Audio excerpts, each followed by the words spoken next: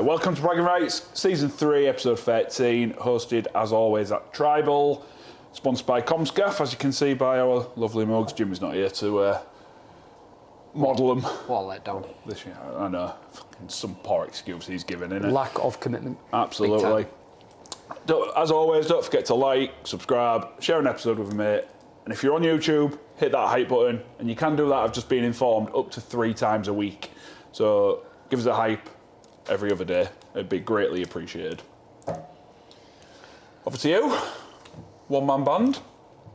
I ain't asking how you all are because we've just had a 15-minute conversation. What is it with Hull FC that it's not just the playing squad that get injured and have to miss games? Even the hosts have to miss a podcast. Shocking. Absolutely shocking, isn't it? But no, thanks for asking though. I am all right, yeah, thanks. I know you're all right. I just spoke to you. I think we should say though that Jimmy isn't here because he has had his surgery and it has gone well. It has been successful. It's quite a major operation. I can't really gauge if it has been successful because he ain't making no sense at the minute. So, for those watching, listening, I've just been round there and he's in okay spirits, but he's obviously still in a lot of pain and he's still recovering from quite a major surgery. Yeah. So well wishes for him are well appreciated if you want to send him across and we'll pass him on. He'll read him in the comments, but he's doing all right. But he's done that. Behind the camera, Susan's unwell. Yeah. I mean, I've never seen a man in his 20s have kidney stones before, so that's not a good sign, but... Walking wounded, aren't we? Walking wounded. I mean, I'm feeling a bit under the weather, to be honest with you. My calf's still not healed. What you've got to add to the collection? I took a bump to the head yesterday at football. Oh, well, there we go then. I'm actually fine. I just want to be part of the group, you know, just pretending. Don't tell everyone, just make it out like something's wrong. I broke a nail. Anywho. The usual digression started. Big time. I love it. Yeah. Us then? Yeah. Me then? You then, yeah. You. Not us. Since all of Thursday evening, feels like a long time ago to be honest. It really does. Yeah, well a lot's gone on since then. It sort of felt, the game sort of felt secondary to everything that's been going on, which isn't really what you want to say, but we had a game and it was a competitive one at that. It was I'm guessing for the neutral it was quite entertaining. I think you put that on the group chat that it was an entertaining game to watch. But another defeat.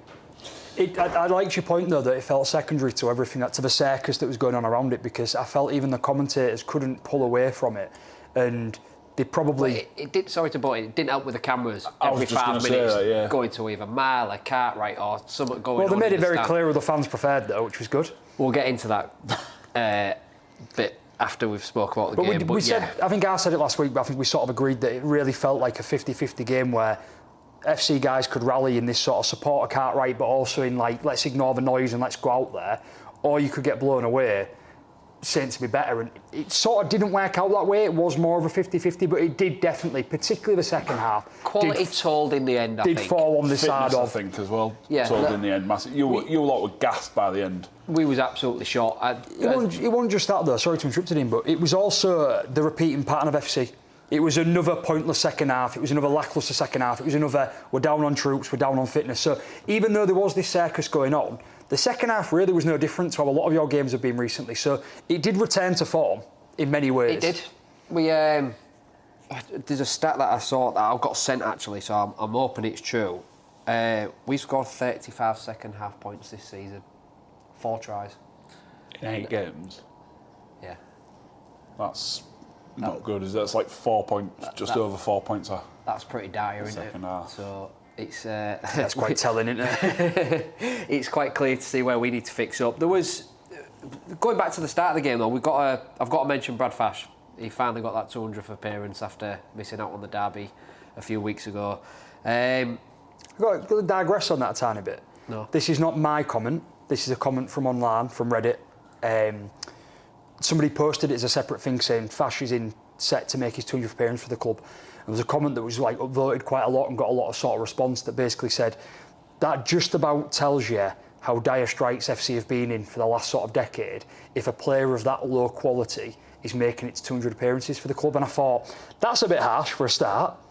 Especially based on performances this season, because he has been one of our better players this year. But then the more I read, I thought, if you take out and it wasn't posted by a Rovers fan, I can't remember what fan, I think it was a Huddersfield fan actually posted it, but if I take out the sting of how negative the comment sounded, because it was a bit nasty, it actually was quite telling in a way that really that isn't the quality of player if you want to be challenging top 4, top 6 of the Super League that you would expect to be making 200 players. And I mean, no disrespect to Castleford Huddersfield, it's the type of player you'd expect to move on.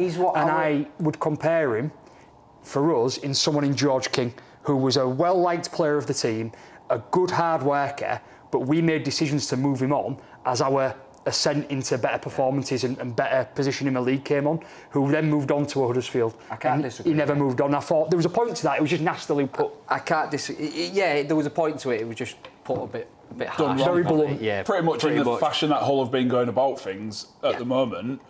You know, you're doing the right things the wrong way. Yeah, you could say that. That's me being polite. Back onto the game though. It was a typical Hull FC performance this year. Plenty of effort. I thought differently. We actually looked to have a bit about us in attack early in that game. It seemed forgot my words now. It's pitted out as the game went along. Fell by the wayside. That's the a better end. way of putting it. Yeah. But yet again, we didn't help ourselves. Constantly errors early on in sets. Not just dumb plays, discipline. And the likes of, I'll point out 2 players that have been going all right. Lewis Martin, costly errors under the eye ball where he's normally quite safe. And Matty Laidlaw twice early on in tackles, just knocking on. And then you've got the likes of Aidan Caesar, who's our supposedly most experienced player, kicking twice on 3rd, 4th tackle when we hadn't had ball and we're trying to build a presser, and then he gives it away so cheaply. We just, again, shot ourselves in the foot like we've been doing constantly this season. 2 players they mentioned, I thought that was possibly one of the worst performances I've seen Martin have. And that doesn't mean, for FC, that doesn't mean it was a terrible performance, but he just looked off the pace. There was uncharacteristic errors. He looked exposed under the ball. Yeah, and I know, don't get me wrong, there's a lot more eyes on him after what he achieved last year, and he's obviously yet to hit those heights this year. But in games so far, he has been a very strong winger. He's had some great finishes. He's gone well. He's been good under the high ball. He just had an off day, and he was, you know, I think I was saying earlier, Hull Daily Fail gave him a 6 out of 10, which was generous. That was a 5 out of 10 performance for me, which is obviously being a bit nitpicky. But the other one is Caesar. You mentioned then, Dean, that in the first half particularly, he was almost structured quite well and he was trying plays. There was just falling apart towards the end, which comes down a little bit to lack of playing time with people in key positions. I can understand that. We've got Bell back at 13 for only the 2nd time this season. I think he played half the game against Wakefield there earlier on in the year. And then you've got Cust and Caesar, who are used to playing with each other from last season, but still, you've got to get them combinations back flowing. And Moyu's working his way into the side as a pivot. They just seem to break down with a lack of cohesion and knowledge of playing with each other. The timing wasn't there at times, and I think for me, last year I was happy to, you know, eat some humble pie and say that I wanted Hardacre to continuously prove to me that he could behave off the field. I never questioned his on-the-field performance. He did that for a full season. I ate my words. Pleased to see it. You don't want anyone to regress to prior problems when they're meant to have turned their life around. But with Caesar, my closing words at the end of last year is, another year older. Yep. Looks like he's going off the ball towards the end of last season. Doesn't look like he can be a talisman or a leader around the park anymore because he makes poor decisions. This year seems to be carrying on in that vein, and that's kind of some of the times that he broke down on last week. He made poor decisions. Big time, and I said it earlier on, times where we needed him to take a grip of that game, he constantly, and I think you're looking for that pass, you always say that, when will Hull FC try something else than going wide to Martin? Twice he tried that kick to Martin in that second half. We hadn't had a lot of ball. Saints were well on top at that point, and we had the chance to build into sets, turn them around and maybe finish in their 20 and pin them in if we could. He'd give the ball away cheaply with 2 half-arse kicks, really. And we need him to be doing a lot better than that, especially without Asiata in the team and other leaders that we've got. But I said earlier, we were talking about it before we recorded, I'll give him the benefit of the doubt. The kid's had no pre-season, but still, he should still have that mental brain, that rugby brain, to be able to get his team around the park, even if he's physically not up to it. But he's not looking physically up to it, and he's not looking mentally up to it at the minute this season. It's quite concerning. Yeah, there was another one. I don't know if that one was Caesar, but it was out to your right, and that was the one I called out in the group where the ball went dead. I could see the idea from it, but it was fair tackle. Like you said, you'd not had a lot of the ball because it was in the second half attacking towards where the Saints fans are in sort of that north-east corner, And I just thought, like you said, why? I called it out and I said, that's the wrong decision.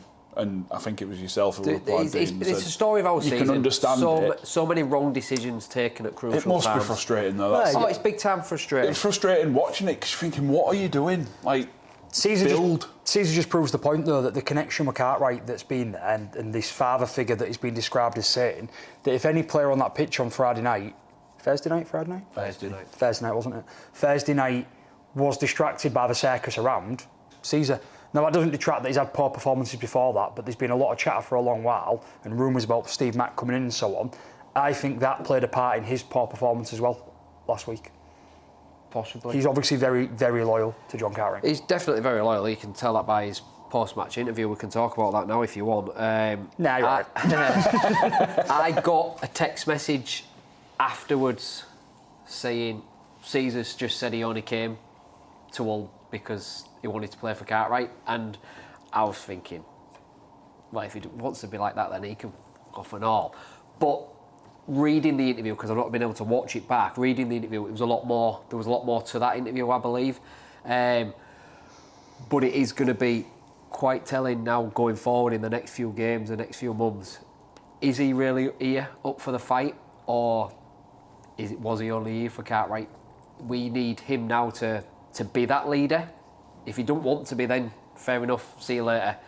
If you're not here to play for the club, I don't want you here. But if you are here for it, you need to show yourself now and put on your big boy pants. It's last year he needs to sort of make his point to. Like, you probably know more than me, but how does Lasty feel about Caesar? Has there been anything sort of said on that front? Like, will he be playing or will he not be playing under Lasty? We'll find out. Well, yeah, I just didn't know. Find out in a couple of days. I didn't know if you'd read anything There's so many rumours flying around about things that are said, the way training's run, who's in charge, Cartwright being soft, Lasty being the disciplinarian and all this, that we don't know it'll be true or not. And it's not really for us to speculate, but I'm running out of fingers to count how many rebuilds your club's going through. And now you're about to enter another one, because all this going on, I'm struggling to see how your club's going to pull it together to do anything meaningful this year.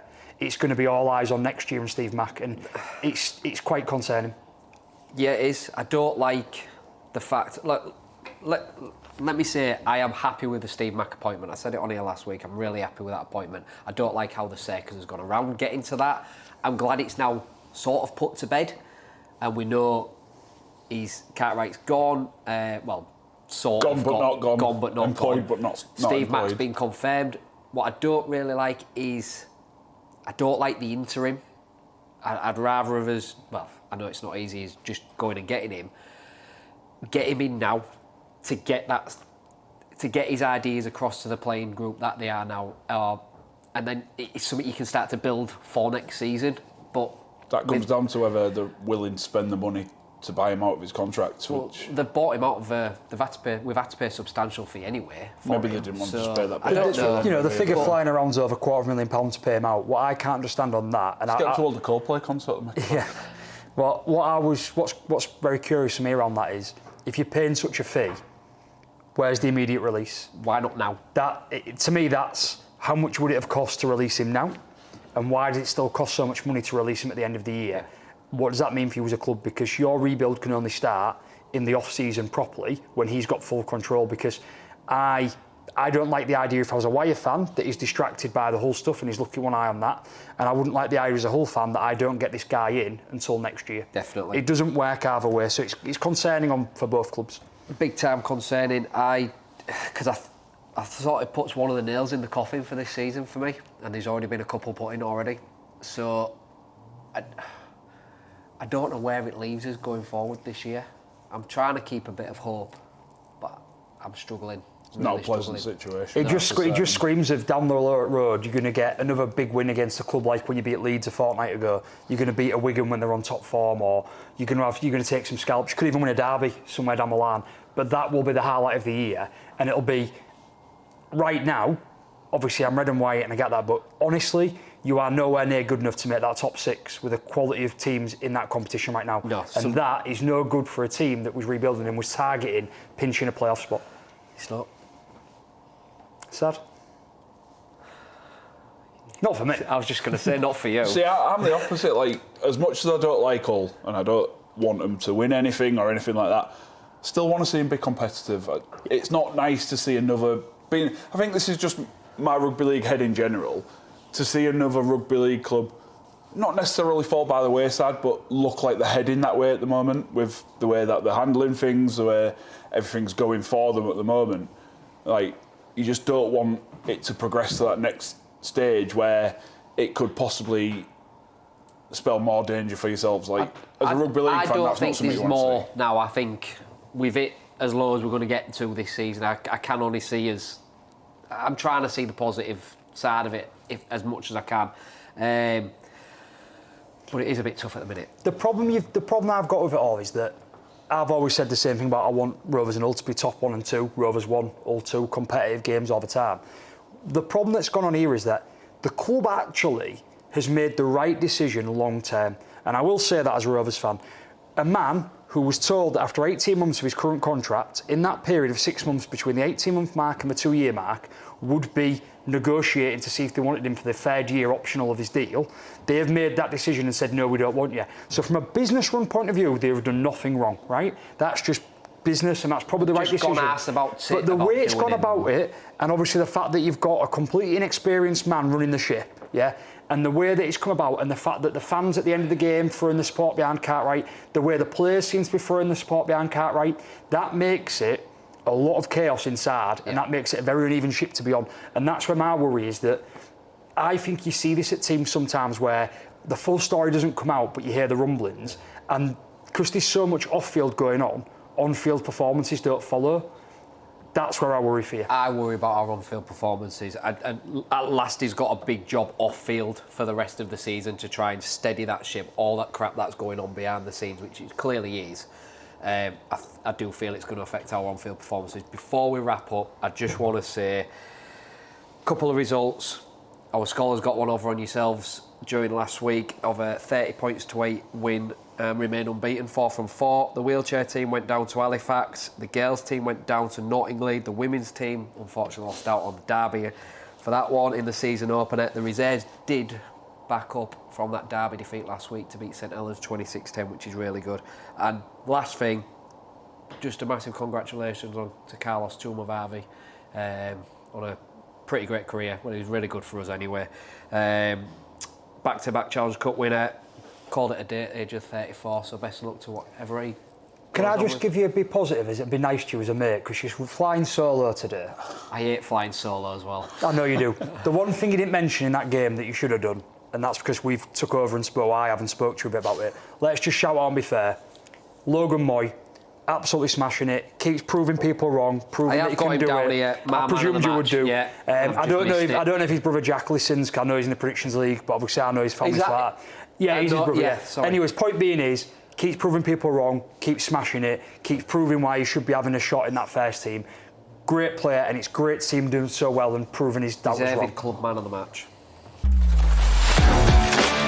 Bragging Rights is proudly sponsored by Comscaff. Hull's own Comscaff have been keeping things safe and steady for over 30 years, providing professional scaffolding services nationwide. If you need a team you can trust for your next project, big or small, head to comscaff.co.uk or give them a call on 01482 782 181.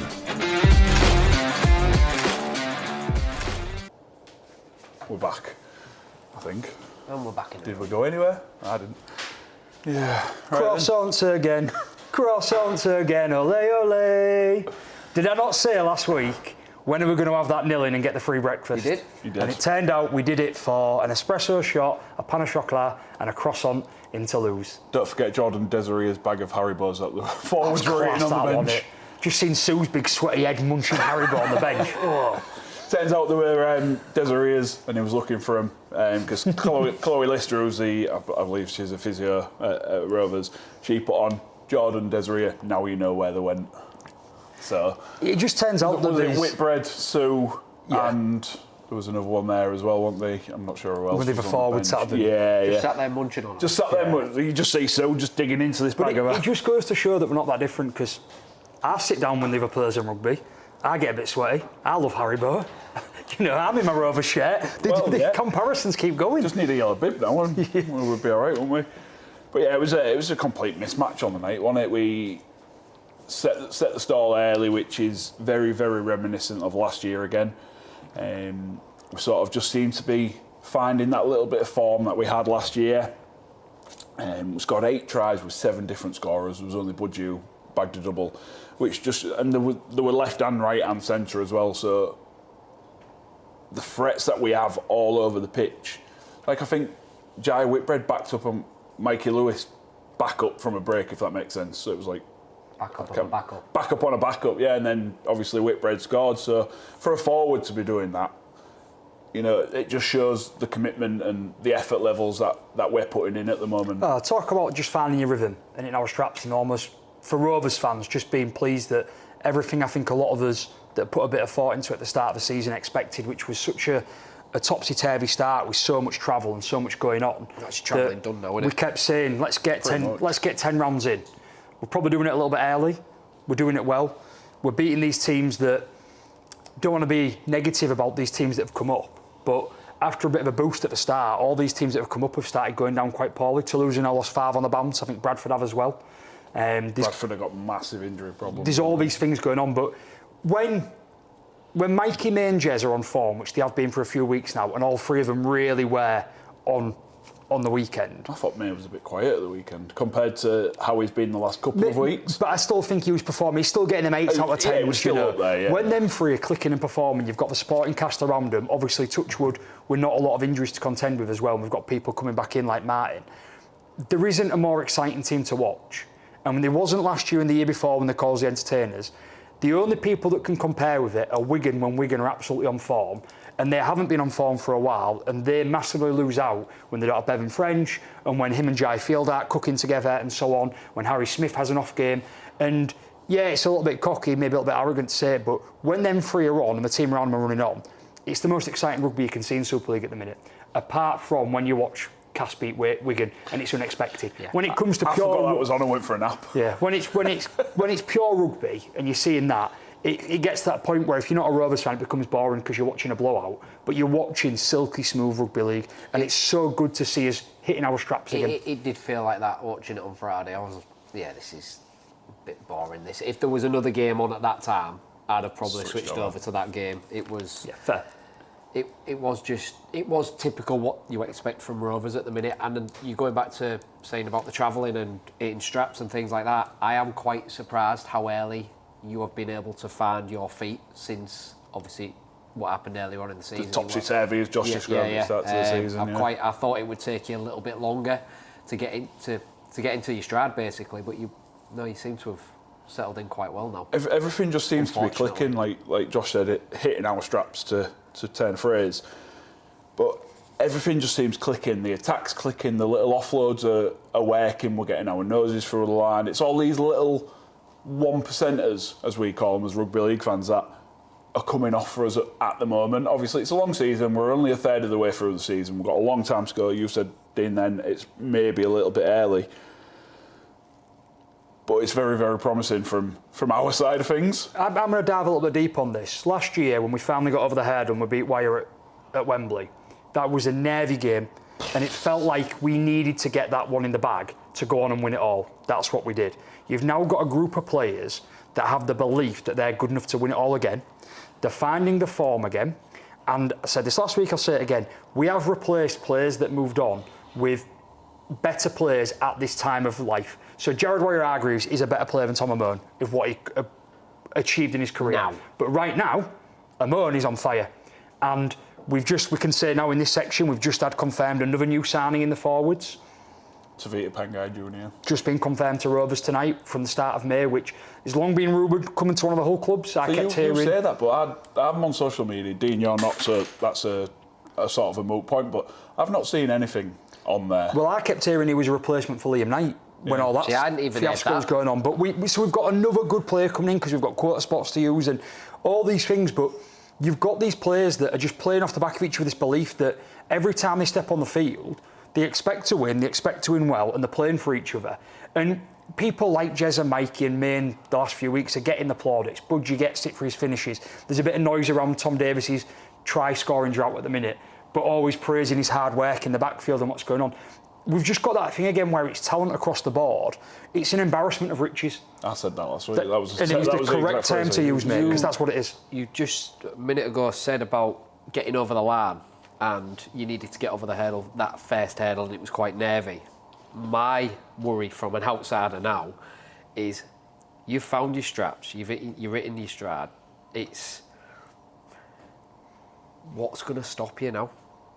Because you see every other team beating every other team, and you're just quietly going about your business, and you've got the confidence in the group knowing we've done it, we've won everything that's been put in front of us for the last 12 months. Can anybody stop us? That's probably what the feeling is in the camp. And now looking from the outside in, I'm thinking, actually, what can stop you this year? Look, I'm not saying we're untouchable, because no team in any No, you're sport not, but is I'm looking untouchable. at the other clubs and I'm looking at you and I'm thinking, Leeds on the day, they're a good team. Warrington on the day are a good team. Wigan, we all know what Wigan could do, but Wigan, they're sort of on a little downward spiral at the minute. Not the spiral's a bit of a stronger word, I apologise about that, but they're a little slope down at the minute. You just seem to be building upwards. We seem to have that balance right across the field. Like Josh just alluded to there, the Tom Davis work in the backfield and Budge's return. Obviously, we had it with Ryan Hall. And then obviously he's gone back to Leeds, and then we've brought in a couple of younger players who do the same thing that Ryan Hall did. It's like another forward. Like they're not built like forwards, but it's like another forward bringing you out of the backfield. And it's such even Jack Broadbent, who's slight, you know. You got to remember, he's your replacement. Yeah, exactly. Yeah. And he's had about he played the last 6 games, 7 games, whatever it is. Two or three man of the matches since in that February, as well. He's been so like what 2 months? So yeah, around 6, 7, maybe 8 games. What pleased me with it all? You know, it was a great performance. Obviously, it was dominant. It moves into the top 6. Good points difference. We're 4 points off the top with a game in hand. 7th now because Catalan won. It moves into the top 6, but Catalan beat Warrington. Was that game in hand against Wyatt? Warrington at home. Who obviously lost to Catalan. And it feels different to last year, but it does feel as though we got a good bunch of negative attention, and rightly so, and we lost to York, and then we had this sort of embarrassment at Vegas. But teams go through these sort of ups and downs, and I'm looking at who are contenders throughout the league, and I think Leeds are, and I think Leeds are a worry for Rovers. For the last couple of years, they've had our number. Bogey team. They have a game plan that doesn't bode well for us. Wyatt, I think, have had an average to easy run-in to start the season, and we know it's always Wyer's year, so you always laugh about it. But you look at Wigan, and you're sort of like, what have they done? Because we was the 2 top teams, and you look at them now, and it's a bit strange. They're 5th in the league. They've lost 3 games, 2 of them at home. They only lost 2 at home all last year, and they don't seem to be replacing the right injuries with the right players. They don't seem to be bringing in the talent that they brought in a few years ago. Now, I'm not writing off Wigan, but when you talk about them being like this one-man team and what they can do, all of a sudden, Wigan look like a team that won't be challenging for 1 or 2. They will be in the 6, I'm sure, and on the day they'll beat anyone. But when you compare the 2 teams are shaping up, we've got crossing paths here. We seem to be on the upper and they're on the way down. And if we want to continue for some more glory this year, we need to start looking at the Leeds, maybe the Wyers, maybe Catalan on the day, I don't know who. But it does feel like we are definitely going to be in that top shout again, really, and I can't see anything. That's, again, it sounds like a little bit of arrogance, but the reality is that's how it looks when you watch all the teams play this weekend. Logically looking at it, that's what it's not arrogance, although you are partial to a bit of arrogance about you, but logically looking at it, it does look like that's how it's going to be. Well, we'll see where Warrington are in a few weeks when we play them in the Cup. You know, like we spoke about, we're hitting our straps, we're hitting our stride. If we go into that game on top form, Warrington are going to have to be on top form, and we will see whereabouts. Yeah, Josh, you mentioned about them having a relatively easy start to the season. So we'll see how, when they come up, obviously they've got Wigan this week as well, but so we'll see how they go against be a really interesting game that club one this weekend between Warrington and Wigan. I know we'll get onto that in I think I flipped to 5p. I don't think it will be. Well, no, because Smith's still out. French is still out, so Field can't do it all on his own. Wyer probably could. Well, yeah, Wyer, he's only fast. Wyer have got quite a bit of class across the board at the minute, and I don't know what's happening. Did Brad O'Neill get cited? No. Did he not get cited? I don't think so, and there was no bans either. There was a couple of grade A's, grade B's. But I think there was only 2 players who picked up points, but wasn't enough to take them over the threshold for that. So, But I mean, I can't believe you've just said you've just been a little dig at me after I was so nice at the end of the FC. So, Man U hunting ground, or where I'm being hunted, is Asda Bilton to see people. So I saw Cookie on Thursday night before I'd gone to Susan's, and he said to me, Colin or Paul? Colin, and he'd said, "You're still too nice on the FC boys. You're still too nice on them." After the last game at home. And then as I moved after that, and then I was in there the other day, because I'm in there a lot, and I saw my mate from Mama's Greek Kitchen, Steve. Yeah, so that's where people see me to tell me, so I can't believe you've done that, Dean, when I was so polite. Done him dirty there, I'm not even sorry. One thing I wanted to mention, I don't know if you've noted this, but... Probably not. One of you put it in the group and it's worth shouting out, but lifelong Rovers fan Steve Coldrick. One me. On his motorbike, went from Craven Park to the Toulouse ground. What's it called? I said Stade Ernest-Wallon. Stade Ernest-Wallon. Raising money on his Triumph motorcycle all the way from Craven Park to Toulouse to raise money for M&D and for Craig Eskerett. So that was a nice extra little touch for the weekend's activities. I said it'd be more of a challenge if you did it on push bike. And I replied with, "You are never happy, are you?" No. There's no pleasing you, I think, is what I said. No pleasing you, was what he said. But massive credit to him, because it's still a long journey, and anybody who's rode a motorbike knows that they're not the most comfortable of things. You are sat in an awkward position, and if he's done it all in a one, or maybe with the exception of obviously the Channel Tunnel or the ferry, whichever way he's gone across, then it is, it's not the easiest thing to do. So credit to him, and credit to him for raising money. I mean, mine's uncomfortable after 50 miles with my style of bike as well, so I can't imagine the sport bike, But back to us then, just to flip it back around. I think a lot of it comes from stable team selection. You look at the squad that we named, and again, I put it in the group and I said, this is what I meant by an embarrassment of riches. Our squad was named minus Carl Lawton, 2 up to 21, I think it was. I don't think I've ever seen a stable group for such a long period of time. I mean that without big injuries to key players for lengthy periods of time. I can't recall seeing that. It was literally Morg that was missing, and then Lawton was also not in the squad, but it was 2, 3, 4, 5, 6, 7, 8, 9, 10, right up. Every team every year, Bevan French is good for a couple of months out, and there's other players, big players in other teams, and you always get a couple at a time. You just don't. And What we do have, obviously, we always talk about our S&C and how good we are at that, but we seem to have incredible rehab facilities and rehab personnel as well. Like Reece Martin scored his 1,500th career point at the weekend. He seems to have come back quicker than expected, and come back and also doesn't seem to be lacking in fitness. Just slotted right back in. It's quite scary, it's very good. And what you said about when's this going to slow down, when you start to build what we want to be a dynasty and it's starting to get there, hopefully, and we can go on and win some more, that attracts talent, not just on the field. And that's why I think that it could be, hopefully for us, fingers crossed, touch wood, all that good stuff, that it will be continued success for years to come, where we can become what we wanted to be, which was a Wigan, where everybody knows you're always going to be up at the top. That's why it carries on, because people want to come and play for you, people want to come and work for you. So we know it'll come to an end as well at some point, but of course it will. Let's enjoy the ride while we're there. Let's enjoy the ride. That's it, innit?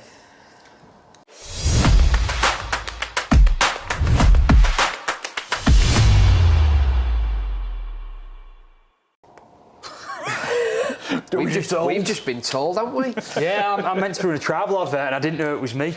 So as always, because Josh can't read and well, mine's all writing. I think. Look how crinkly mine is. It's hard. Oh well. As always, as you can see, we are currently at Tribal, and it would be remiss of me not to mention while we're here that Tribal is a fantastic place to come to have a drink, to have a bite to eat, and just to enjoy your night. Open 6 days a week, not Mondays. Sometimes on a Monday if there's a good football game on or it's a bank holiday. But if you are a Rovers or an FC season pass holder, make sure that when you come, if you're buying food and drink, when you're getting your bill, let the staff know and present your season pass to get 15% off that bill. I've heard that if you are a season pass holder of another club like Wakefield or Wigan, you can try and convince them to get a discount, but no one's dared try it yet. But I don't know anyone who's a season pass holder for anywhere else. no, I don't think I do actually. But all sport shown here, all the rugby games every night, all the football during the week, snooker, pool, curling, you name it. They'll probably show badminton if you ask for it. From last week. Yeah, but Tribal is a great place to come, and that's why we recommend it. So get on down, and if you aren't going to the games this week, we've both been away, why not come here and watch it? And the staff are all right as well. Staff pretty decent, especially my mate Laura over there. Some of them. Some of them. Yeah, some of them. It's you again. Is it me again? See, that's poor planning. Poor planning to go back to back. Unless you're Rovers, you're going back to back to back. Oh, well, they've already done it, haven't they? So. I just meant Mikey backing up. To Whitbread. Okay, I've got 5 minutes for news, and this might be a little bit longer. A 25-hour section. More news just kept flying in. Obviously, Rovers signing of Tavita Pangai Jr. Tavita Pangai Jr. Brand new news. Still not rolling off the tongue for you just yet. Just call him Junior. It's because I keep going Pavitai Tangai Jr. and I don't know why. Just call him Junior, we'll know you mean. Junior. Yeah. So yeah, fair bit of news to get through. So you guys. Sorry for adding more to it. No, you guys might throw some more in because quite a bit's happened. But we'll start with a couple of quick fire ones. Maybe won't elicit too much debate. Jordan Abdul set to leave Widnes immediately. Not really gone too well for him there. He looks to land at Sheffield Eagles after he's had a bit of a falling out of favour with Widnes. I think there was some unfair comments made from the Widnes coaching staff as well about his fitness as well. For a guy who had his mental health struggles as well, to sort of make it publicly the last few weeks was not nice to see. No. And whatever's going on with that guy, we wish him all the best. I ain't heard that, so yeah, I wish him. Yeah, absolutely. Yeah. We always want him to get back to that form we know he's got and keep playing. And if Chef's the place he lands, then we wish him the best of luck. It's a good place to be, Sheffield. Not a bad side. Yeah, he took the words out of my mouth there. It's a good club. Yeah, From the outside looking in, anyway.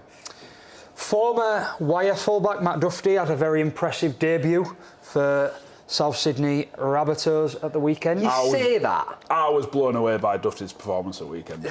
I only caught up on the highlights, and all I saw was an intercept. I think it was an intercept thrown, 2 missed tackles for tries, and then I'm thinking, Ewan James was banging on about how good he was, and I'm thinking, well, I ain't seen none of it in here. From a stats point of view, in the 30-12 win over St George Illawarra Dragons, he made 324 metres from 24 carries, and 165 of them were from fielding kicks.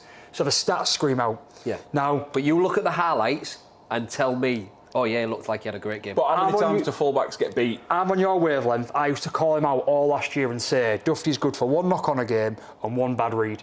And I think he did still do that. Yeah. Now, not taking away from his good performance, but St George are in dire straits. Someone always tries to come in. I've just said not open on Mondays. What's the point of me doing the advert? Tying into the next point though, quite nicely, St George are not doing too well at the minute, and one of the things that's just happened, thanks to Craig's update earlier today, is that they have actually had a bit of a change around at the top, and coach Shane Flanagan has left by mutual consent after they lost 11 games in a row. So they're obviously not a particularly good side. And they also let the head of football, Ben Harron, go at the same time as well. So big changes there. And I saw that Dean Young, is it? Yep. Has been announced as the interim coach today to take over. So Duffy has done this against a team that had lost 11 on the bounce. So a little bit They've got a lot of problems going on off the field, I think, of St George. Yeah, I saw some. Sorry, just to interrupt you there really quickly. They did a press conference to announce the Flanagan and Harron departure, and then ended up basically making it about the new facilities that they were on about building and stuff, and it's just like... And then they've slammed the press. They've basically called the press out for absolutely nothing, and have just gone on like this tirade against the press. I was watching it this morning, Braith and Astor and others, Cronk and Cooper. I think, no, they're the same guy. Johns and Cronk it was, and even they were saying like, why are they slamming the media? The media are just doing their job. It don't make sense. So, like you said, Dean, a lot of problems there, and hope they get it sorted out, because they're one of the most famous clubs over there. You know, you think of the NRL and the Red V jump straight into mind. I don't know whether that's the Super League Red V sort of in the back of your mind playing across, but they are one of the most famous clubs in the NRL. So hopefully they get self-sorted, because nobody, like as I said earlier, nobody likes to see a club struggle. No. Well, let's stick in NRL before we come back to the UK for some news. So, the NRL COO, Abdo, was over here this week. He was at the whole game. We saw him. He was shown, several times. I was asleep halfway through, right? Well, he was just scared of getting booed like Marla was. He has stated that he very much wants to keep the support of the London Broncos going, and he's very much part of their long-term vision. Now, it's long been discussed that their long-term view is that they kind of thought they might be Super League this year, they just missed out, that their IMG grading is going to be so much better in the coming years that they should be up. We don't know who's going to drop out for that and how things are going to work, but when he's saying it, and this looks like a potential takeover or merger or some business deal between NRL and Super League, let's probably expect to see London Broncos playing top flight rugby league in the near future. Yeah, I think London pulled themselves out of the running for this year, saying we're not quite there yet, we need a little bit more time. Which, as a fan, like, that transparency would go absolutely miles, because it's like, right, we know where we stand, we can get behind the club, we can drive them forward, and we can buy into this vision that the club has. So for me, they've done it absolutely right. I mean, there's always a lot going around that people keep expecting Huddersfield to go around, and this is not the first time on this podcast that I've said that I don't believe that they are going to be improving on their points. If the thing that Ken Davies doing, we're moving them to a new ground, etc., is going to come off, everything they're doing is going to make their points go up, and they're good enough to be in this year, though they should be good enough in a couple of years' time. Are we building a 4-seater stadium? Yeah, 500 away seats and 20 home seats. What's also happening with the NRL merger is that the NRL clubs have been reported today, most of this coming from down under, that the clubs are exploring different opportunities to purchase Super League clubs for pathways, loan deals, salary cap relief. Now, this could be part ownership or straight up full ownership and responsibility of taking on a club. Now, there's no further details on that. There's just multiple reports from Australia and New Zealand coming out this morning that this is very much a possibility. I don't disbelieve this. I think there's a good chance. Maybe not every club, maybe some clubs. I think it might be really frowned upon if it's full takeovers, but I don't doubt you might see certain clubs coming in with part ownership of other clubs. Yeah, because the NRL came out, didn't they, and basically said, we're not arrogant, we're not here to take over. Their exact words were, we're not arrogant. Is it Andrew Abdo? Andrew Abdo, yeah. He's. I listened to another podcast. It was a bench podcast with Jenna and John Wilkin, and he was asked. She put a lot of questions to him, and he answered them really well. It was a real good. If you haven't watched it or listened to it, I'd really. It's next on my listen list. I'd recommend doing so, because it was a really good interview. So yeah, there was a lot of interesting things said, but he didn't really. He won't really be committed to giving a dead answer yeah, this is happening, which is fair enough. He was giving a few politicians' answers. Yeah, if nothing's set in stone, though, then he's not going to be able to, is he? Him and the new Super League guy, I've forgotten his name, who was interviewed, Rodri Jones? Yes. Yeah. Now that's a politician. He gives the best politicians' answers, but that's sort of sometimes what you need in the game, that bit of neutrality, especially at the beginning. Last bit of news from down under before we come back to the UK. Elliot Whitehead, former Raiders captain, obviously England international and player we all know of, has announced that even though he stepped away from his coaching role with the Green Machine, he's actually going to be playing on with the Canberra Raiders in the Canberra Raiders Cup 2026, and he's going to be playing for the West Belconian Warriors. He's been named as 5th for the clash with the Magpies at Yes in the round 1, so he's carrying on playing at a low level. So he's going in the arse. He certainly is. I mean, Liam Knight's playing down at some random team at the minute, isn't he? So when he's not starring in a Lego movie. I was just about to say he's in the Lego movie. Whose band was that? But someone absolutely lost their head. Was it you, Josh? I found it so funny. You lost your head? What is this? He's got a big head like a Lego. But just quickly back on the NRL takeover sort of club things. We've already got that link with North Queensland. Yep. Was it a bit of foresight on that? Maybe do the clubs know a bit more than what we're privy to as fans, maybe, and we've sort of just got ahead of... Well, we've created a pathway between our academies, our junior sides and potential players one way or the other. Something that, and we'll see, I think is the answer to that, something that does need sorting. I know John Wilkin spoke about this week in sort of unfavourable terms. This 1 week loan system looks poor, doesn't look good, isn't a good advert for the game, and probably isn't something that will continue long term if the NRL come in, but we'll wait and see. My final point anyways, gents, for this 5 minutes news that's took 9 minutes, probably longer. England have actually announced a head coach for the World Cup, so Brian McDermott will be stepping into the role. It was breaking news, if you want to call it breaking, this afternoon, so I only saw the first few bits of feedback. Wasn't met very favourably. I think, in fact, the only comments that took it on a positive spin was, at least it's not Sean Wayne. Well, positive, they don't have to pay for his flights down to Australia for the World Cup. Right. He's already there, isn't he? Yeah. I think it's a cheap option. Yeah, I think it's a paper over the cracks until you can get a full long-term coaching. I don't think he's long-term. I think we're looking at an experienced guy to get the best out of the playing squad that we've got at this present moment in time before the full long-term coach comes in. That's how it looks to me. No offence to McDermott, because he's a proven winner. Oh yeah, without a doubt. Excuse me. That was 10, 15 years ago. He's now an assistant coach, which is all well and good. He's down in the NRL. There's no shame in that at all. But when you're getting names like Willie Peters thrown at you and coaches to that calibre, you're thinking, well, we might actually get a decent head coach here. I just feel a little bit let down. Again, I think it's short-term. I don't see this being long-term personally. But this is a World Cup. This is supposed to be the pinnacle of the international calendar. It is, but we're not anywhere near a winning side at the moment. Let us get a new coach in, let him instill his ideas, and I think we've gone for the best option for the short term that we possibly could have done. That's my take on it anyway. Okay. That, unless you boys got anything to add that I've missed, that was it from news from around the Rugby League world. Rovers of San Javita Tangai Junior, as you like to call him. Rovers of San Javita Tangai Junior. PLT? Junior. Junior. Yeah.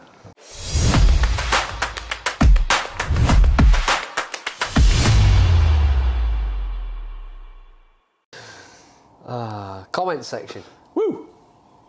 Gary's back. He is, I saw. Back again. I actually did Tell a what friend. I was told. Dean said, read the comments. Good lad. And I actually went on and I read the comments. And I was like, which question's he on about? So if there's any questions, we'll do our answers and then we'll just make up a silly one for Jimmy that he's done while he's been under. Well, he does a silly answer anyway, doesn't he? He never gives a serious answer. What is it? Food question, he'd give something silly, and then a player question, just say Richard Whiting. You know? Favourite ice cream flavour? As ever, another Richard great Whiting. podcast, guys. Why can't FC team to get it right? Your guess is as good as mine. But my real question for you all, you've all been to Las Vegas. What is the best food you had whilst out there? And also, there was another question from Craig Shade. What's your favourite ice cream? So we'll go with Gary's. You two were the most recent to venture out to that side of the world, so... I didn't, believe it or not, really eat much while I was out there. I mainly snacked. I'd go in and I'd buy a bag of crisps or I'd buy like an ice cream or something like that. I didn't really eat much. The only places I ate was Denny's, where I had a breakfast. I went there. Which was all right. I got it for free, so I can't complain. They didn't take the payment out of my bank, so $45 breakfast for free. Lovely stuff. What's he doing? He's saying carry on. He's saying carry on, all right, I'll let him off. And a place called Sbarro, S-B-A-R-R-O, which was outside of, what was our pub, the Rock House, was it? Yeah. It was opposite there. We'd gone for the players, like signing day thing on the Thursday, I think it was. And we got a pizza, slice and a tray of meatballs each. And that was really nice, so I'd have to say that. I don't want to say that I try it like a stag do, but me and my old man try it a bit like a boy's What's your trip. favourite saying? Eating's cheating. Eating's cheating. But I did eat while I was there a bit, and so mine are quite boring, but I can say, just because I was with my old man, that he really wanted to go to an In-N-Out burger, and we went on the final night, and it was nice, it was worth it. We went to the one in LA because I had a 5-hour layover. So. Yeah, and he really enjoyed that, and I must it was good. But I suppose, after the game on the Saturday night, and a few beers and a bit of enjoyment before, I had a brief pit stop before I went back out. I actually ate in my hotel in the Luxor in like the food court, and I had a Philly cheesesteak from there, which I can't say it was cheap because it isn't cheap, but what is considered cheap for them, just for like a cardboard box with a load of fries and this Philly cheesesteak all mashed up with the cheese melted. It was probably the nicest thing I ate while I was there because it wasn't like me and my old man were sitting down for meals. We'd have a hearty breakfast, and we'd found something to eat throughout the day. So I can't really say I experienced the dining side of Vegas. The thing is, when there's so much to do, so much to see, and you're there for the first time... So much to drink. Well, for you, yeah. I had obviously the lad with me, so I didn't drink as much as what you did. When you're constantly on the go, it's finding that time to have those sit-down meals that you referred to there. Like, we did pretty much what you did, had a big breakfast, and then just snacked throughout the day and maybe picked up something cheap on a night. That's what we tended. So I've been twice, and that's what we tended to do. Have a decent breakfast, and there was quite a few places. There was we like Egg Slut. There was Ellis Island as well. I can't remember what the restaurant in there is called. Egg Slut. Egg Slut, yeah. Yeah, that was the one they recommended before we went. Then the Cosmo. Yeah, that's a great. That's the Fair best enough. breakfast I had while I was out there. That's a great But I spoke to Hannah about this, and I said, I saw the question come in, so we discussed it, and she goes, and I tend to agree with her. We only really sat down for one meal, and that was when we was there for our anniversary. We went to Oscar's Steakhouse at the bottom of Fremont Street, just behind the end of the zip line. It's in the hotel, the Plaza. Is it the Plaza? Maybe, yeah. So that was a really nice meal. But our other, we called it our cheap eats, Raisin Cane's, the chicken I didn't place. think that much of that. I don't rate Raisin Cane's. It was in New York, I think, and I looked at it. I didn't actually try any of it, but I just wasn't enamoured by it. I didn't want to try it. The best thing about it was the French toast. The French toast and the sauce. Yeah, and the sauce. The chicken was just like eating KFC. It was no different. Unfair for me to say because I didn't actually taste it. I don't like KFC, but I like Raisin Cane's. Yeah, it didn't. Must be all the additives that the Americans put in to make it more tastier. And if I'm saying ice cream as well, mint choc chip. Mint choc chips, man. It's always been my favourite ice cream. I'm with you there. Non's flavour that. Haagen-Dazs strawberry cheesecake. Okay. That's where it's at. Honestly, I can eat a full tub of that. We asked Jimmy and he said burger. We asked Jimmy his answer and he said Richard Whiting. Right, question, Bazza Kingston. Just before you dive into this question, go on. Bazza, piss off. I am not wearing that. Oh, wait there. Yeah, I've got some more to add to that. You boys want a left field questions. Why don't you, the four of you, swap shirts and the KR boys represent FC and the FC's boys represent KR? No. I'll represent FC, but I'm not wearing the stuff. Oh, no chance. I'll go and watch their game. But then he has a dig at us afterwards. Now that would be funny. That way the FC boys will have a taste of success. We see that, Baz, eh? Swivel on that. We've tasted success long before you did. The question at the bottom of that, though, is what I want an answer off from you guys. If you guys were forced to swap 5 players from each other's team, who would it be? So clarifying rules on this. So it is a swap. So if I take a winger, I've got to give you one a man. Oh, I didn't think of that. Because I didn't think of that either. Because if it's just take a player... I'm good with that. If it's just take a player, then I'm like, I can get in, but swap is very difficult. Yeah, I'm the same. I wouldn't swap. I can't think of an FC player right now that I would swap for a Rovers player. I can think of loads. I'm sure you can. But straight up right now, if I'm thinking long term, can I take a player? I'd take Moy. I'd take Martin. You know, there are players that I would take, but you can't tell me across that right now that you're like, I'll tell you what, well, give us Moy, who's I've just praised this episode, and you but can have Broadbent. And you can have Broadbent, or you can have Arthur Morg. No. I'll tell you what, give us Caesar, who I've just slagged off for the first 10 minutes of this episode. You can have Mikey Lewis. So if it's a straight swap, I am really struggling. There are players you've got that if I could take on their day, like Asiata, I would swap Asiata for Elliot Minchella. But I'll tell you what, not right now I wouldn't. Because the guy's not playing. No, I'm not sure he's going to play again. I think we're doing this as a clean slate, so you could do that. So you pick 5 and you pick 5, basically. It doesn't have to be swap for swap. God, this went a lot more in depth than I thought when I read the question. Well, I don't have an answer, so I was trying to think. I was dragging it out. I've got 5. I struggled. I got to 3, and I was like, I genuinely can't think of any more that I would say. So big-headed, you lot. It's not that. It's just I look at your squad and I just think, no thanks. No. I'm looking at my squad at the minute and thinking, no thanks. No offence, but it's like looking at Huddersfield squad. There's very few players from that squad that you'd take, or Cass, for example. But for me, I went for SA on his day, because he's a battering ram forward. Which obviously, yes, we've got him on. But if you're talking about adding to the squad, I think SA would add something. I would take SA. Would add something to our squad. I'd swap him for Tatavai Pongai Jr. Never done it for Rovers, has he? You're getting really close to saying that, right? I know. Yeah. One time he's going to mean to say it wrong, but actually say it right, and then jump over that. Martin, Davy Litton, and then I struggled. They were the first 3 that I got to, and I went up and down your squad list about 4 or 5 times, and eventually I came up with Bell and Callum Kemp. Don't ask me why. So I had to put 2 names down. David Litton's coming across anyway, isn't he? So, rumours are to believe. By all accounts, yeah. Jez for Amir, Lewis for Arthur, May for Caesar, Hadley for Cartwright Jr. and Sue for Lasoni. Simple. Yeah, I mean, It's easier for you. it is easier for you on your side. I think that if I have No to offence answer on to it, all fans. if there are players that I would want to take, then I would happily take SASA when he's performing and he's not injured. Absolutely. I've said about Asiata, let's take out the fact that he's got another serious injury, and I truly don't believe we'll see Asiata play Super League Rugby again, but that's just my opinion. There is no, that's how I feel. But I would take him. I think if I was thinking for long-term planning, I would take Martin for one of the wingers. I'd maybe give you Tom Davies and do it that way. And then, if we're going to go for somebody else, take Logan Moy for Artemog, and then let him come through and develop, and leave Broadbent as our full-back for the time being, for the longer term.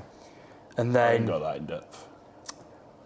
everyone likes a villain. Would I take Richie Marler to be Cone Boy? Yeah, I'm struggling after that. Struggling out, It is a tough one.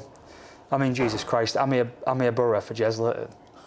Jesus Christ, I'd want Park Lane, Mayfair, all 4 utilities, all 4 train stations. And free parking. Yeah. So there was a question for Mr. Retro Muzz and Liam Wilkinson. I did see them, so thanks for them. Retro Muzz, I think you bang on the money with that comment, by the way. The next one is from Andy Brown, clearly a Rovers fan. Cracking academy win for our boys against the best academy in the league. Can we just look at Hull's academy?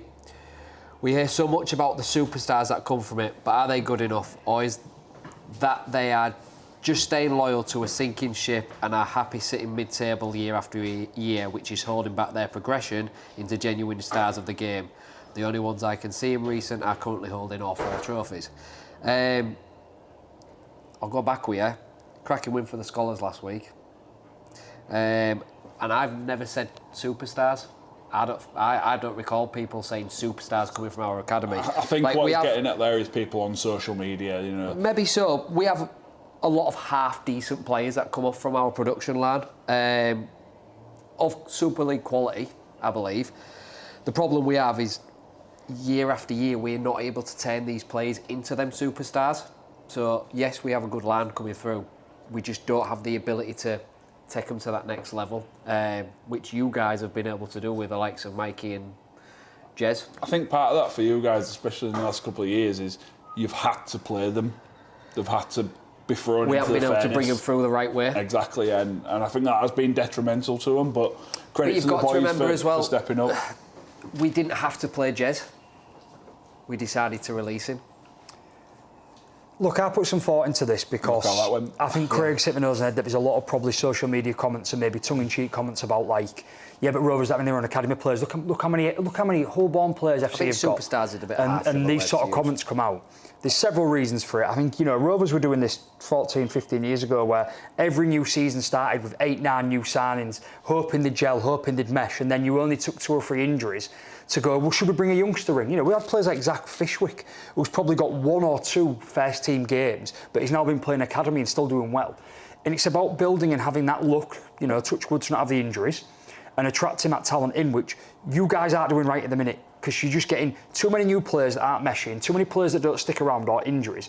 But I think the attention to it comes around the fact that, and don't take this for an arrogant comment in any way, shape or form, but you haven't had a lot to celebrate for a number of years. And in direct comparison to your biggest rivals across the river, with so much noise and so much to celebrate, fans are looking for something to talk about and to look good. And therefore, your academy comes under more attention for not only being a good academy, which they deserve all the praise for, but also for producing academy players from Hull that look like they could make it at Super League level. Your long-term problem there is when to bring them through at the right time, i.e. the Kemps, this is the problem. and B, how do you keep hold of them to not go into other clubs where they will get first team chances, because we know they're not guaranteed in Super League and you only get short careers, and also where they don't go looking where they get the chance to win something, because if they are potential superstars, they maybe don't want to play for a team that isn't making the playoffs. The problem we've got is the recruitment has been wrong for so many years. So we're buying these older players and getting too many injuries, or we're buying these wrong uns and they're just not fitting into the squad. And then we're getting rid of them, and then we're left with gaps in the squad. So we're having to play these younger players a little bit too much too early, and they become a little, I don't want to use the word stale because that's the wrong word, but they're just not finding the feet at Hull, so they're having to move on to another club to build that career for themselves. And I don't think they regress. I think that they pause and the growth stops. Yeah.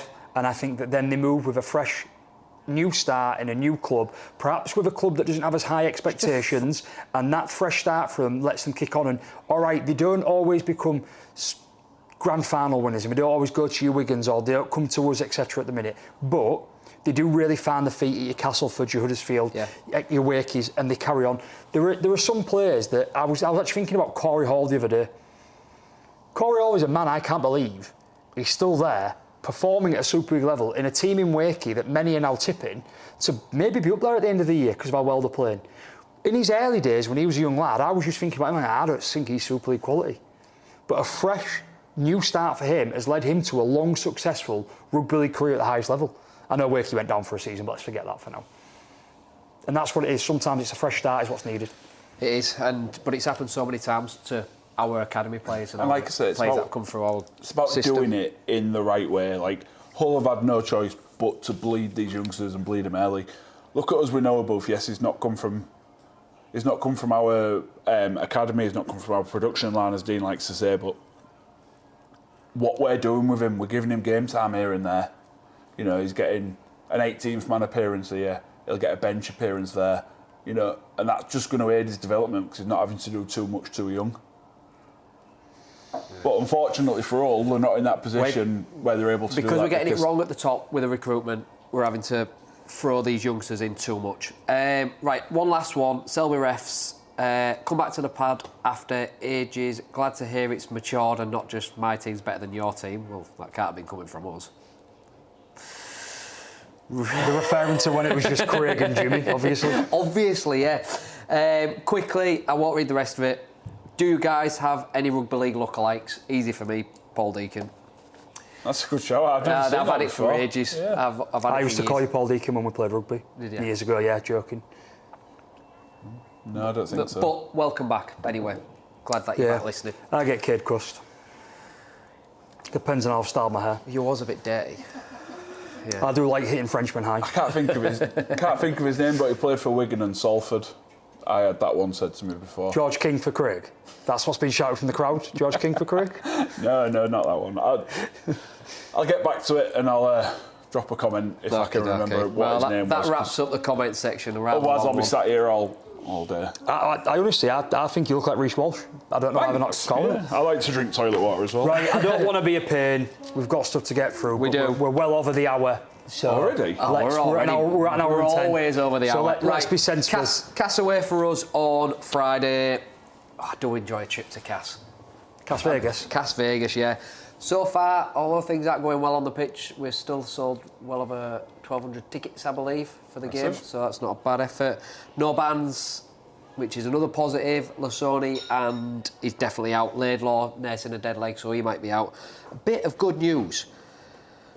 Batch and Arthur are possibilities to return to the squad for Friday, and Newman could be back from Leeds to fill in the gap at centre. Another 1 week loan. Another 1 week loan. I do agree with John Wilkin. I don't like it, but the kid went all right for us on absolutely. on Thursday. Sorry. It's all about how we will react. Are they going to react to the interim, Andy Last? I can't wait to find out and see. But I'm trying to look at the positives. I enjoyed the trip to Cass. Hopefully it's a good game. It's twofold for me. It's not just how you react to it and how you step up to the plate, but it's also Cass absolutely buoyed after a massive win against Wigan. Yeah, that for them too, but I'm just trying to look at it from an old perspective, and we've got to get our house in order. And my question I've wrote at the end here is, you know, who will step up for you? That's what it comes down to. Everyone has to. Anyone who pulls that shirt on has got to step up. They stepped up from an effort level and wanting to play for Cartwright clearly last week, but you now need to step up and show that you are just here for Cartwright, you're here to play for the club, and you want to be here for the long term. But we will see. Time will tell on that one anyway. So Hoping for the best fare in the West, or I don't know. You I don't know. Honestly, I'm trying. Identical records. This was on the league worst. table. This was the hardest week to prep a pod for me this week because my head frazzled. Yours is the only game I watched, and I normally will watch not every game, but most of the games of Super League this week. I out of rugby league, just switched off from it after Thursday night, which is not what I want to do because that last week has just like I say frazzled me head a little bit. Yeah. Because I'm impatient, it looked like I wasn't paying attention then I was, but because I'm impatient and my brain just don't rest. Andy Coley was the player I was trying to think of, who I've been referred to looking like when I'm clean shaven. Andy Cole will play for Man U. Yeah, him as well. There you go. When I'm clean shaven, I've been told I look like Andy Coley. Okay. Is he behind the play, or sure? Right. It's just what people have said. No, fair play, fair play. Monthly cause. Everybody let us know Craig? if you think we look like anyone in the comments. Yeah. Anyone says Jabba the Hutt, they're getting chinned. So I will take Princess Leia though. if you don't come here wearing buns next week. Next year, we have no longer experience. Well, no. So I'm the one that's dragging us on now, sorry. So, quick one then for this month's shout out, which was sent in by one of our listeners, Dave. You'll probably see a QR code across the bottom there. My son Lucas was born in 2020. Very quickly became seriously ill. He was diagnosed with a rare heart condition and spent over 100 days in Leeds Hospital, which is a very long time if you've ever spent time in hospital, either by yourself or with your child. It's a very long time and it's not the best. He's undergone major surgeries and even had to have his foot amputated due to complications. At one stage, the family was told to say goodbye, but Lucas fought. He's now a 5-year-old, a Hull KR fan and an absolute little warrior. So this month, we're supporting the Children's Heart Surgery Fund, who play a huge part in his care. We'll drop a link in the description. As I've just mentioned, there'll be a QR code, which will come round eventually if it's not there now. If you can donate or share, then it'd mean a lot to both us and the family. So if you can do that for us, that'd be fab. And there goes my pen. Right, will you stop throwing that fucking pen? What's worse, Jimmy with the ice in his cocktail? Me with the You're giving him a run for the money. Right then. Bradford away for you boys then? Bradford away, yeah. First time in a decade. No, it's not actually, is it? No, because we weren't there in Championship season. So it's not the first time in a decade. First time in what, 9 years? 8 years? Yeah, 8 or 9 years. Back to Odsall. Correct. I'm not actually going, so not for me. I'm not sure. I don't think I am. Reasons. Awful ground anyways. Yeah. I think we'll be okay. I think you'll be fine. I really do. I just expect us to be far too good given the run of form we're in and how we've performed the last couple of weeks. Given what I was saying earlier about, these teams that have come up was absolutely jumping through the excitement of Super League, some great results, contending. They've been hit with small squads, the same injury crisis a lot of clubs are hitting, and they just seem to be dropping a bit. And we don't want to see that, but it always was going to be a long year. As injury hit as they are and the run of form that they're on in a bad way, I just can't see anything but a Rovers comfortable victory. Obviously, last weekend they came off a bit of a thumping against Wakefield, 52-12, I believe it was. So, it is a possibility that you may see another score like that.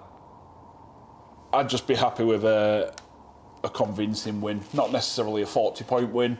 I'm not looking for that. I'm just looking for a continuation of what we've started to see over the past couple of weeks, and then come away with the 2 points. I'll be happy with that. I completely agree, yeah. Can't see much else from that, so yeah, it's quite simple for us, really. Do we job? That's it, isn't it? Yeah. Craig's time to shine. Yeah. Right, okay then, a couple of shout-outs for this week. Golden Cap goes to Kieran Cocker, who I play with at the Roundheads, actually. Yeah, well done, Kieran. Yeah, a massive shout-out because he predicted Castleford to beat Wigan by 12 points. Oh, was that him? That was him. Yeah, I didn't nice. realise, because he goes by a different name on Facebook, and I was thinking, is that the same one? I went on and it said something else. So, yeah, it was him, and I did message him, and I said, did you deliberately pick that, or did you let one of your kids do it? And he said, no, Wigan had no chance with the injuries that they've had and the suspensions that they had. He genuinely predicted Cast by 12. And Very, it very came shrewd. in, so Bang on the money, well done. Absolutely, so well done for that. He scored 8 points. So it was a very difficult week. Was 8 the best in the... 8 was the best overall, yeah. And John Fukin Asiata, who is Oscar Buttle, he finished bottom. There is a little caveat to throw Josh in there. He scored 1 point, but he only predicted 2 of the games. But I'm done being nice. If you don't predict, you're getting shouted out. I give people benefit of the doubt for the first couple of rounds. If you don't pick, especially if you do 2 picks, just pick them all in one go. You're getting called out from now on. I'm being ruthless. Anyways, he scored 1 point. No fucking about, isn't it? No, apart from John Fukin Asiata. Yeah. I've just, before you start, Dave Taylor, when he used to play at Catalans, you know, the big prop forward. Coltrane. Yeah. So I think... I loved Coltrane. Do you remember when he didn't... Bobby. Do you remember when he didn't play State of Origin because he felt a bed and banged his head? No. Didn't play for I Maroons. remember something about that, but I don't know who he is, so when this finishes, I'm going to have to Google I'm it. on about the Catalan version, though. No, he's the same guy who went to Catalan, though. Yeah, isn't he? I know, but the... In Then his he, Catalan then he went days, back not to in play his- for Redcliffe, and then he went back to working in the Marnes. But yeah, he had a weird career when he was State of Origin representing Queensland. There was one where he felt a bed and banged his head, and then I can't remember if he was strapped up and did come on for his debut, or it was his debut where you could see him running back down to the toilet repeatedly before he came on as super sub in his State of Origin games because he just couldn't get off the toilet for his nerves. But he was, when he was in his prime, which wasn't many years unfortunately, that was the true definition of a halfback in a big props body. He actually was very good with his hands in those early years. Anyways, we're going off the ball, but yeah. That's all right, I enjoyed that. So, quick roundup of our positions then. Susan has jumped into the lead with 47.25. Jimmy's dropped to 42.5. I say dropped, obviously he's picked up points, but he's dropped to second on 42.5. Dean's only 0.25 behind on 42.25. And then, because I've had a couple of shambolic weeks, I just need to stop flipping 5p's, I think, and picking my predictions. I'm on 40.25, and Josh has closed the gap now on 39. I think I was the best performer out of us 5 this week. Yes, you were, yeah. So 3.5 separates 4 of us. I'm basically Rovers. I just had a bit of trouble at the start of the season. I had eyes on other stuff. You're hitting your straps. And now I'm hitting my straps. On to this week then, starting at the Lee Sports Village. Just before I get into these, actually, the scheduling for these games is piss poor. There's 2 games on Thursday night. 2 games on Thursday, no Sunday game. 3 on Friday, 2 on Saturday, no Sunday game. Yeah. That's piss poor. I'm sorry, but it just is. Anyways, rant over. Lee versus Huddersfield. Lee by 14. I haven't picked, have I? Lee by 8. I'm going Lee by 6. Lee by 6. Okay.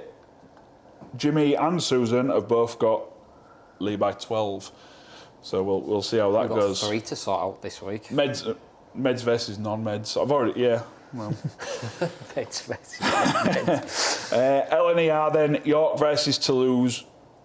Battle of 2 promoted sides from last season. York by 8. Toulouse by 4. Toulouse to win by 4. York by 4. York by 4. Jimmy's also got York by 4. Meds versus non-meds round 2. And Susan's got York by 6. One Ball Stadium, Castleford versus Hull FC. I've gone for Cass by 7. Cass by 8. Cash by 10. You backed Hull last week, you know, I thought it was a Hull fan. Yeah, well, I just had a feeling, but then they shat on me, didn't they? So they can get shat back on. You and John Cartwright. Well, yeah. Jimmy has gone for cast by 4 and Susan's cast by 6. So cast across the board there. There's not much hope there from the presenters for that one. Headingley, Leeds versus Catalans. Catalans are notoriously poor travellers. Leeds by 22. Leeds by 12. Leeds by 2. Susan and Jimmy, I don't know what's going on here. They've both got Leeds by 8. So don't know what's going on there. Aliwell Jones, as we've mentioned a little bit earlier on, Warrington Wigan, Warrington 14. Warrington by 8. Warrington 10. Warrington 10. Jimmy's got Warrington by 7. Susan's got Warrington by 6, so Warrington across the board. Oddsall, Saturday evening, Bradford versus OKR. We just spoke about that. I've got Rovers by 28. Rovers by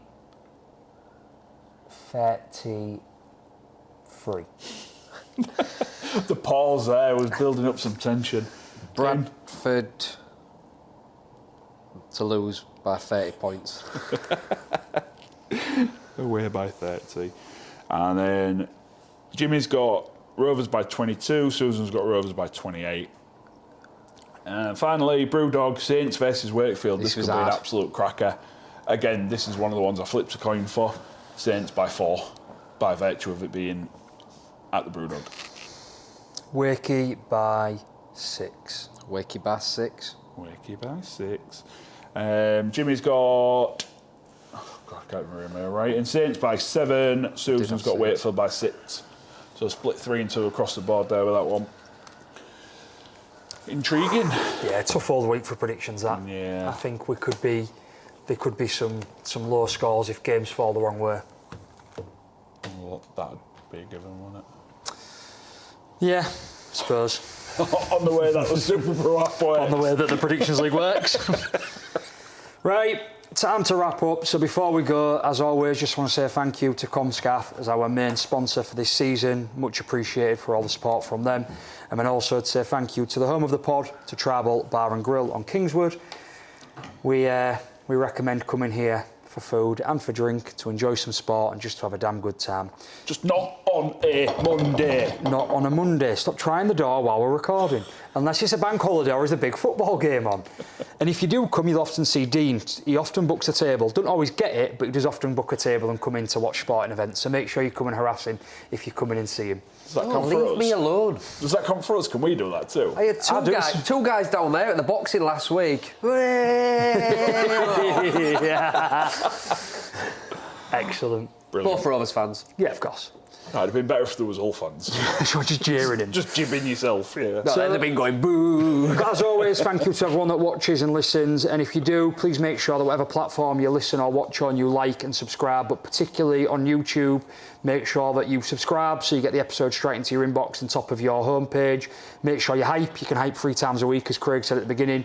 So please do that. And also make sure you're leaving those comments, asking us questions, getting involved. We do appreciate it, and we do commit to speaking about them on here. And then finally, keep sending in for next month's charitable or helpful cause, I should say, because it doesn't have to be a charity, of where we can send our money and where we can give you a shout out for the following month. So yeah, but I'll be the first one to say then.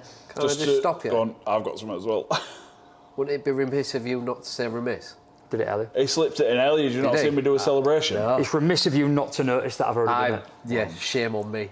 And I was just making sure because I didn't want you to get called out on it again. Small caveat, I think there's a bit of noise as I was saying it. I dropped a caveat earlier as well, so it'd be remiss of me not to throw this caveat in that there do not have to be rugby-related questions. There can be food questions, there can be film questions, there can be anything you want. When we're chatting for an hour and 20 minutes about rugby, a couple of off-subject are absolutely fine. More we enjoy than welcome. it, yeah. What's your favourite kind of frog? Anything will do, just ask those questions, yeah? Poison. Well, that turns into a frog. prince. Right, from me, see you bye. See you, bye. See you, bye.